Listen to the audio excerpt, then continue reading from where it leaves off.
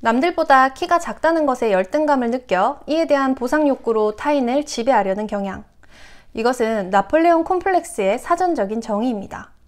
키가 작은 이들의 열등감을 뜻하는 단어에 이름으로 붙여줄 만큼 나폴레옹 보나파르트는 어쩌면 세계에서 가장 유명한 단신일 텐데요.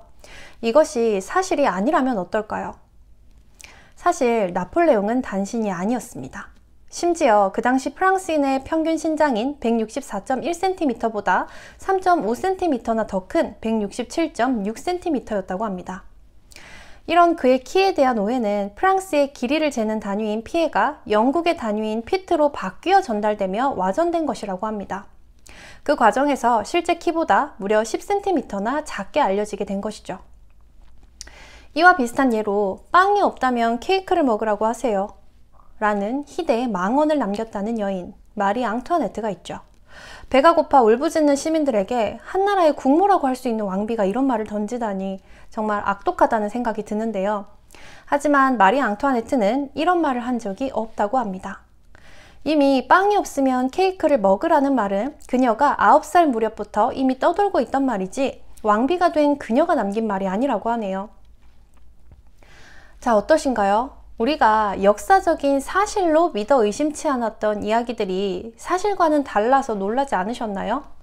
이러한 역사적인 오해는 우리나라 역사 속에서도 존재합니다. 자, 요 물건, 사극에서도 흔히 본 적 있으시죠? 바로 은장도입니다. 이 은장도는 사극에서 유교 사회의 아녀자가 자신을 범하려는 자 앞에서 비장하게 뽑아들고 자신의 목에 그것을 겨누고 치욕을 당하느니 차라리 죽음을 택하겠다 라는 대사와 세트로 등장하는 소품이죠. 목숨보다 정절을 지키는 것을 중요하게 여긴 조선시대 여인들이 늘 품에 지니고 다녔다는 이 은장도에 대한 이야기 또한 너무나 잘못 알려진 역사적인 사실이라고 합니다. 실제로 은장도는 자결 용도가 아니었다는 것이죠. 은장도는 원래는 나무로 만든 목검으로 칼집을 은으로 도장한 칼이다 라고 하여 은장도로 불리게 되었다고 합니다.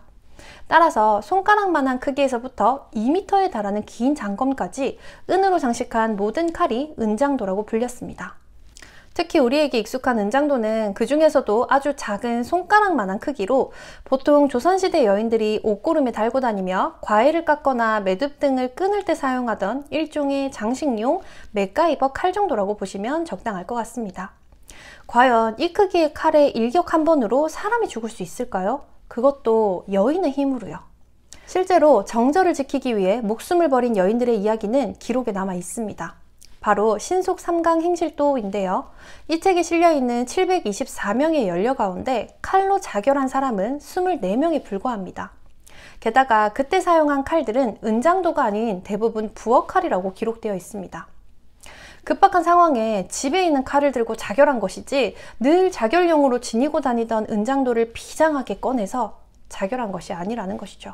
은장도로 스스로를 찌른 여인들의 기록이 있긴 하지만 그마저도 칼이 너무 작아 몇 번 찌른 끝에 많은 피를 쏟아내긴 하지만 몹시 괴로워만 하고 당장에 숨이 끊어지지 않는 상태로 며칠을 앓다가 죽었다는 기록입니다. 연려들의 자결에 칼로 스스로 해하는 것이 드문 까닭은 당시가 유교 국가인 조선이었다는 것을 감안하면 어찌 보면 아주 당연한 결과라고 할 수 있습니다. 신체발부 수지부모라며 부모가 주신 몸을 귀히 여겨 훼손하는 것을 큰 불효라 여기며 몸을 아꼈던 조선시대에 자신의 몸을 칼로 훼손하는 자결을 선택할 리가 만무했던 것이죠. 그래서 대부분의 연려들은 목을 매거나 우물에 몸을 던지는 등의 자결 방법을 선택합니다. 이 은장도 자결이라는 이미지는 아마 일제강점기에 생겨난 것이 아닌가 하는 추측이 가장 많은 사람들의 설득을 얻고 있는데 일본 무사 집안에는 여인이 품속에 칼을 뜻하는 가이켄을 호신용으로 지니고 다녔다고 합니다. 이 가이켄은 호신용이니만큼 은장도보다 큰 칼로 쇠로 만든 단검입니다. 칼을 숭배하는 일본 문화와 가이켄 스토리가 유입되면서 은장도 자결이 유행처럼 만들어졌을 가능성이 있다는 것입니다.